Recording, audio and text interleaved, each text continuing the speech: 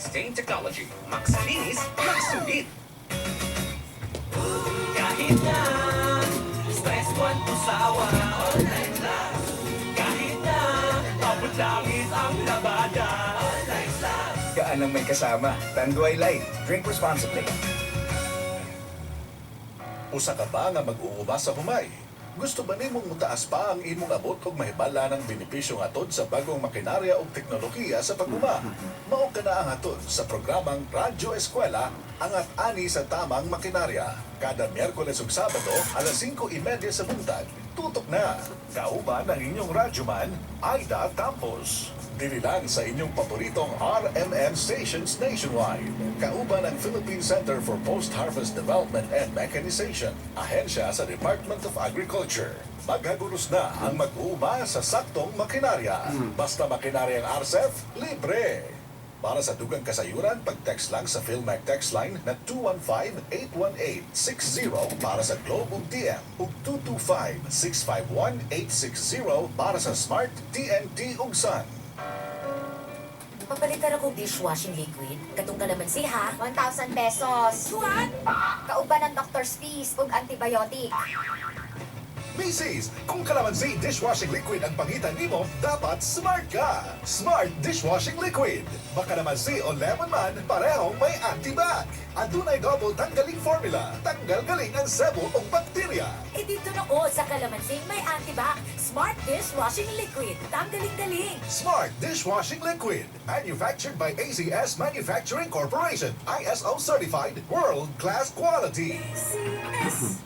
Kita magazabonggenyo, pronto alivia. Por eso necesita valiente, practicar y perseguido para alcanzar el malas sueños. Na otro enfermedad necesita el medicina pronto también.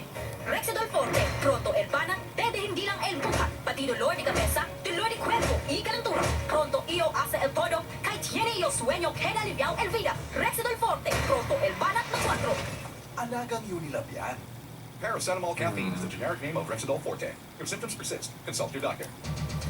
Ito ang DXDR 981 sa Dipolog City. Basta balita ang serbisyo publiko. Tatak RMN.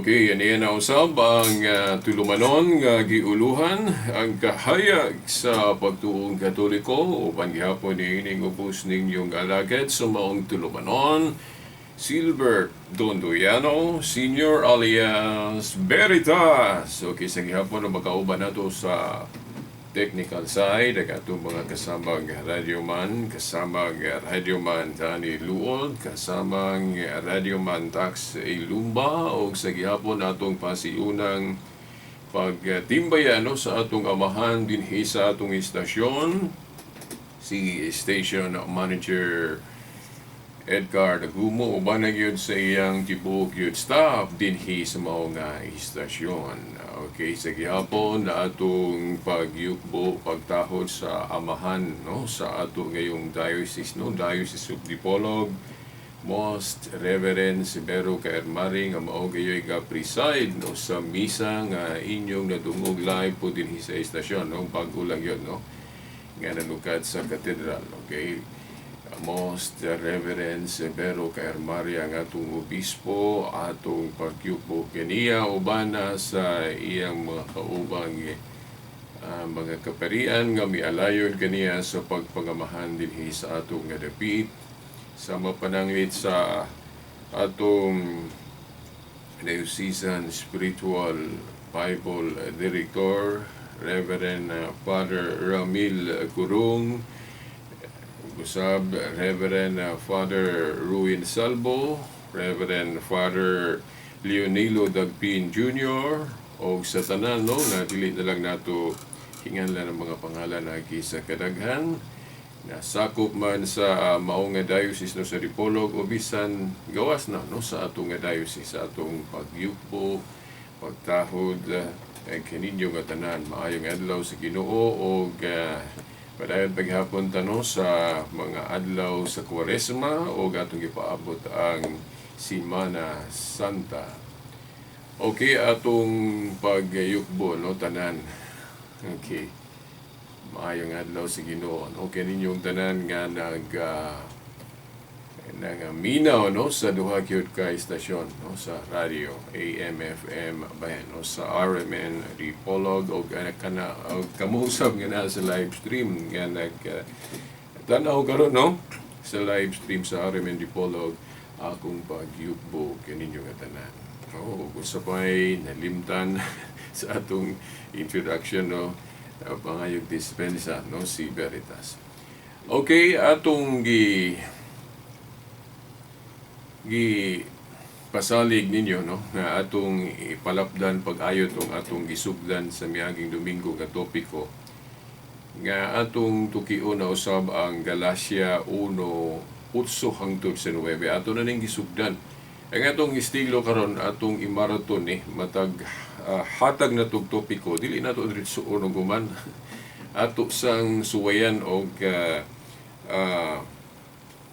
taltag dinhi ang mga objection og naapay ubang mga bersikulo nga gigamit no sa uban natong mga igsuon nga nahimulag in support dugang anang Galacia 1:8 hangtod sa 9 no nga kana bang gamiton ang tudling nga kung dawat nato ang ilang interpretasyon o mo santop sa atong unahuna ang interpretasyon nila o maoy matuhuan nga insakto o mao nay gamiton nga hinungdan mao nay himuon na dayong rason nganong moingon sila mo conclude sila nga ang simbahang Katoliko anaa gayud sa kasaypanan no. Okay, ang Galacia no o i-review na to gamay. Ang Galacia 1:8-9 si Pablo gahisgot og kana bang kung dunay mga tao magtudlo og mga pagtulunan nga wala nila itudlo o supak sa ilang gitudlo ayaw mo tuuan na nila kay gani matud pa ni San Pablo mahiagom sa tunglo ang mga tao o mga preacher nga magtudlo o mga pagtulunan nga wala nila itudlo o supak sa ilang gitudlo. Kana gud nga pahayag pamulong ni San Pablo kung masiniyop lagi nato na pagsabot. Mahimo nang hinungdan usab sa atong pagbugnaw na ba o sa pagbiya na sa simbahang Katoliko. Okay. Ang pagsabot gud nga muingon dayon nga tungod kay ang simbahang Katoliko ana ay mga paglambo, ana ay mga development paglambo sa iyang mga practices. Himuon na dayon ng basihanan nga nasupak ng mga paglambo sa simbahang Katoliko sa gipahayag ni San Pablo. Pero ato naman ning gisugdan nga ang kapakyas nato sa pagsabot sa hustong sa pagsabot mao na makontra na hinuon nato ang mga dapat nga ma-realize gyud nga kalambuan sa simbahan. Unang-una, ang simbahan nga gitukod ni Kristo dili ni siya o wala ni siya gihulagway nga stagnant kanang mupundo ba nga o dili mo irog walay kalambuan. Kay ang matag pundok gani ron dili man gyud ka makaingon nga wala gairog o wala maglambo.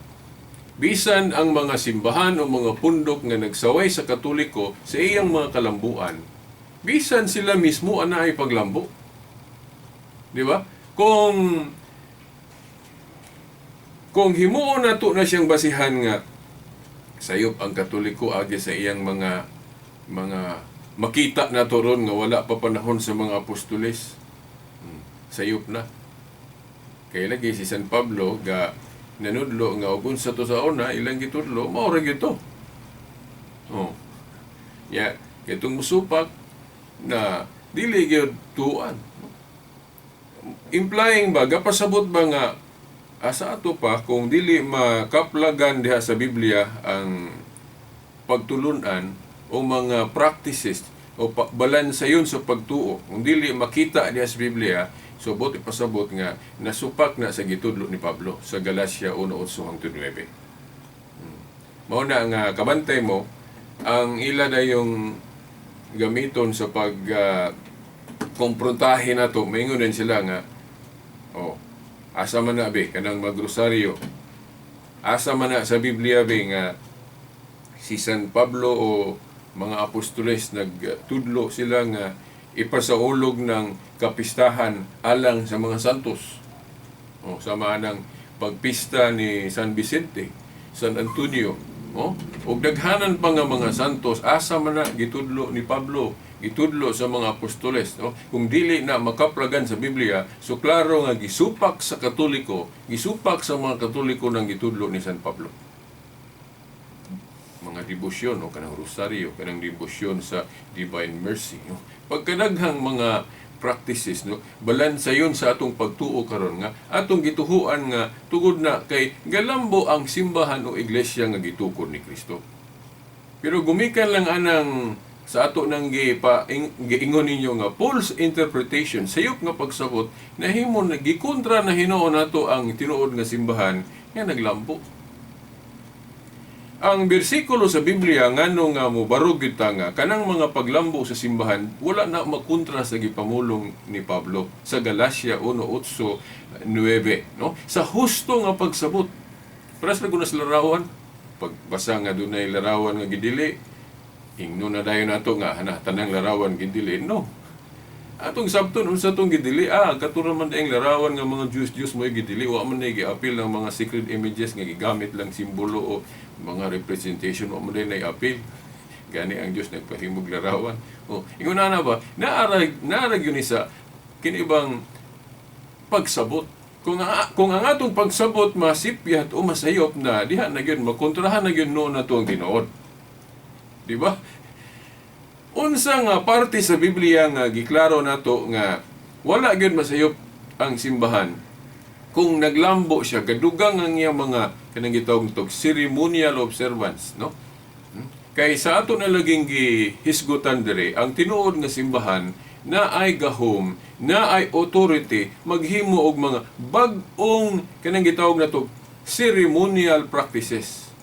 Kana mga devosyon, pwede gali makahimo ang tinuod nga simbahan og mga balaod ecclesiastical, kanang gitawag nito ecclesiastical law, parehas pud ang canon law. Nga parehas ang vow of celibacy sa una panahon sa mga apostoles optional lang. Munang naay apostol nga minyo sama ni Pedro, naapoy dili, naapoy single, si Pablo single, di ba? Pero naapoy minyo. Nya sa history ang simbahan gani, no? Mga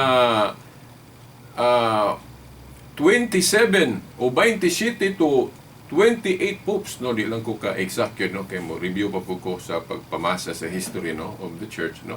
Sa atong nahibawan ay mga 27 o 28 ka Santo Papa nga minyo. Di ba? Matingala mo, nya nga naman karon dili naman minyo. Di ba? Tungod na kay sa ilang panahon, no, ang ilang vow of celibacy optional lang. Sa ato pa, dunay magminyo, doon na po'y wala. O kung minyo, ingon si Pablo, ngadto ni Timoteo sa 3:2 kinahanglan usara. Diya? 1 Timoteo 3:2. No? Sa ilan ng panahon, kung minyo ang usa ka obispo ba o usa ka ministro o pari, kinahanglan usara. Ila man gali nang gamiton sa mga dili katoliko nga tanawa. Tanawa sa Biblia ang ministro o ang pangulo sa iglesia sama sa obispo na ay usa ka asawa. Yang mga katoliko ron kuan mo man di paminyo o nang magpari. Di ba? Ang tubag ana sa tema nato sa celibacy ato nang may hisgutan. Pero ato lang nang hisgutan pud gamay karon, no? Kay basig mahangin kayo mo, no. Now, sa una lagi sa wala pa gi canon law o nag-imposar pa og optional sa vow of celibacy, no? Nga naay minyo, pwede magminyo, pwede pud Dili, oh. So, mo to ilang panahon nga kung minyo kinahanglan usara. Oh. Di ba? Pero sa pagdasog sa panahon tungod kay ang simbahan o mga authority sa simbahan na ay authority muhimog mga balaod sama ng canon law, ecclesiastical law, disciplinary law. So, pwede mag-usab-usab ta sa mga panahon kung maghisgot og mga balaod nga ceremonial, disciplinary, ecclesiastical, canon law. Di ba? Kay ang simbahan mag-uswag man, maglambo man. Di ba nahinumdum mo sa gipahayag ni Kristo sa Juan 14:12? Juan 14:12 unsa toy giingon sa atong Ginoong Hesukristo? Kinsa tong buot mo sunod kanako, maghimo sa akong gibuhat ug maghimo siya labaw pa niini. Diba ninyo ha? Kung si Kristo o ang Christianity supak pa anang paglambo sa simbahan, sa iglesia, no? Kung supak pa ang Ginoo ana, nganong naglitok man siya ng mga pulunga. Nag-ingon siya, kinsa kuno tong buot mo sunod niya o mahimong disipulo niya, magbuhat sa iyang gibuhat o magbuhat maglabaw pa kuno sa iyang gibuhat. That proves dili gyud supak ang atong Ginoo anang mga kalambuan. Kay ingon man gud siya nga, kamo dako pa mog panahon. Kung atong sabto ng maong bersikulo, Juan 14:12. Ako di mo ko magdugay kay makumanto iyang misyon. Nga nagtukod siya sa simbahan. Dayon matay man to siya, no? Gipatay man to siya. Dayon na banaw sa ikatulo ka adlaw.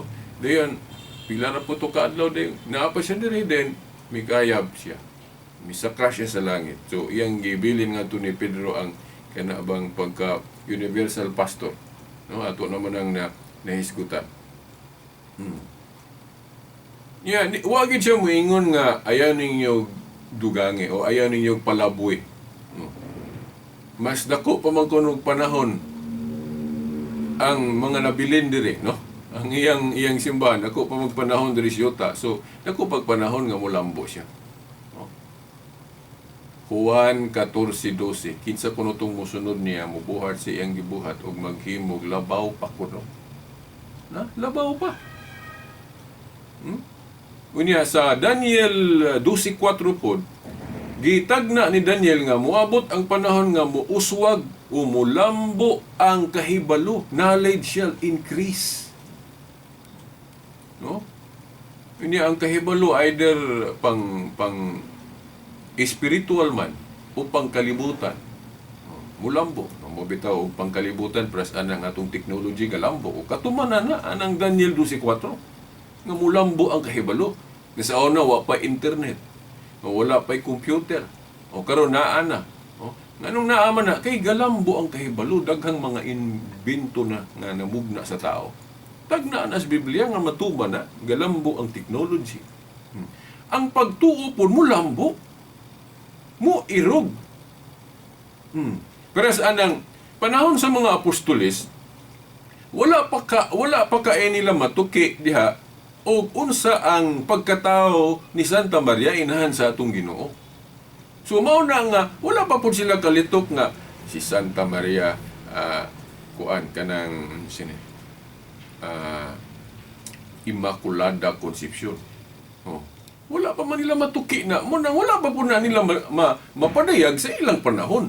Dili na sabton nga kung wala pa na mahisguti nila ni sa mga apostoles sa ilang panahon kanang giingon sa atong simbahan ron nga si Santa Maria puno sa grasya. Hinuon na sa Biblia ng puno sa grasya si Santa Maria. Pero kanang mayon tag Immaculada Concepcion siya. Na wala tayo mabasa litra por litra. Oh. Awahin naman na natuki og ayo unsa gyud ang pagkatao ni Santa Maria unya na diskubrihan man pinagi sa rason ug sa pagtuo ug tungod sa giya sa Espiritu Santo naka-conclude man ang mga authorities sa simbahan nga Immaculate Conception de si Santa Maria. Di ba? Sa panahon sa mga apostoles, wala pa man nila matuki mo nang wa po nila maklaro. Hinuon na yung mga implication lang para sa nang nasa Revelation chapter 12. Revelation chapter 12. Nga naay babae diha nga kung buot sabton ato nilang idiretso si Santa Maria ang gipasagot. Di ba? Babae nga mga anak ug batang lalaki nga magari sa tibuok kalibutan. Kinsa man ang babae nga ang iyang anak maghari sa tibuok kalibutan, unya gihulagway nga naa kuno na sa langit. Kinsa man ang babayhana. No, wa nila ay si Santa Maria. So naay support gani nga bersikulo kanang tudlo sa simbahang Katoliko ron nga si Santa Maria gipasaka sa langit, no? Gipasaka, gi-assume. Unya gihulagway na nga usa ka Reyna, Queen. Reyna, no? Kay gikoronahan gud. Pero dili mabasa diha nga giingon nila ni San Pablo litra por litra nga si Santa Maria, Queen of Heaven, Immaculada Concepcion. Wala pa man po na matuki nila sa ilang panahon. Pero na ay mga gisulat nila diha nga madiskubrihan nato nga tinuod yun ang gitudlos Katoliko kay naay mga bersikulo nga masuportaan para sa nang Assumption of Mary. Awahin naman na gidugma. No? Sa Katoliko kanang pagpasaka ni Santa Maria sa langit. Awahin na. Nalimot ko ato nga sa tunga council, no. Pero naay bersikulo ana nga magamit nato pagpasabot nga probably tinuod yun na. Tungod kay naa may babae nga gipadayag diha sa Revelation nga tuwa na sa langit nga gikoronahan awan kinsa may pasabot ana. Pero mahimo po noong sabto na to nga ang simbahan kay ang simbahan gitawag mo pong babae mo man nga sa commentary sa ni Saint Jerome o Saint Jerome Bible Commentary kanang Revelation chapter 12 nga babaeng gisgutan diha double meaning na mahimong sabto ng simbahan kay gitawag man pud ni Kristo og babae ang simbahan. Og si Santa Maria, no, kapilagid po na gilitok ni Kristo ang pagtawag og babae sa iyang inahan diha sa gospel, di ba? Sa Juan 2 sa katupong nagbitay siya sa krus ang iyang inahan si Santa Maria gitawag po niya woman. Di ba? So, mao na nga maglambo gyud ang simbahan. Niya bisan ang mga dili Katoliko gani nga gasaway anang mga kalambuan nato sa Katoliko, galambo man pud sila. Niya wa man pud nato sila sawaya ana pare panalitan. Ang atong mga igsuong Iglesia ni Cristo INC. Kanawa, kung tanaw na to na ilang simbahan, ang ilang simbahan indot kayo, then ibutangan jog name tag nga Church of Christ. Kung mato ka sa Amerika, in English man na nila, Church of Christ. Dayon, diri sa ato Iglesia ni Cristo. Butangan jug name tag. Pangutana, panahon ba sa mga apostolis? Naghimo na ba sila kaugalingong simbahan? Kung magsalig lang kag Biblia, dili gyud ka kabasa diha nga ang mga apostoles nakatukod og ilang kaugalingong simbahan o mga balay alampuanan. Kay kadtong templo nga ilang sudlan, kuan pa man to, Jewish temple man to. Sa relihiyon pa man tong karaan tong ilang simbahan nga sudlan-sudlan. Kung magtigom sila, mga Kristiyano kasagaran, balay-balay lang. Pero wala sila kaugalingong templo o simbahan, wala pa'y Christian temple sa ilang panahon. Kay kadtong ilang sudlan-sudlan nga temple, ang Jewish temple pa man to. Unya, ang temple po, wala po'y mabasa diha nga butangag nimtag. Di ba?